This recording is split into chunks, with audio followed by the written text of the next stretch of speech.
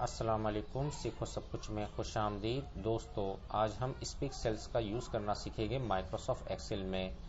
Speak cell को हम किस तरह यूज़ कर सकते हैं और ये ऑप्शन हमें कहाँ मिलेगा, इसके बारे में जानते हैं। इसके लिए आपको क्विक एक्सेस टूल बार पर आना होगा और यहाँ से आपने सेलेक्ट करना है मोर कमांड। मोर कमांड पर यहाँ से आपने सेलेक्ट करना है ऑल कमांड और यहाँ आपने टाइप करना है SPE।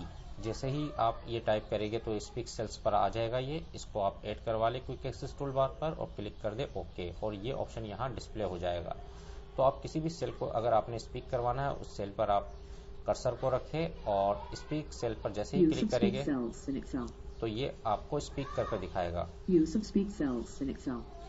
इसी तरह आप इसका बेहतरीन यूज़ कर सकते हैं। इस वक्त ये आप देख सकते हैं कि यहाँ प्रोडक्ट और यूनिट प्राइस दिया हुआ है। आप इन दोनों को सिलेक्ट कर लीजिए और अब आप स्पीक सेल पर क्लिक करें। LCD 8000 mouse 2500 keyboard 6000 LCD 8000 speakers 5000 LCD 8000।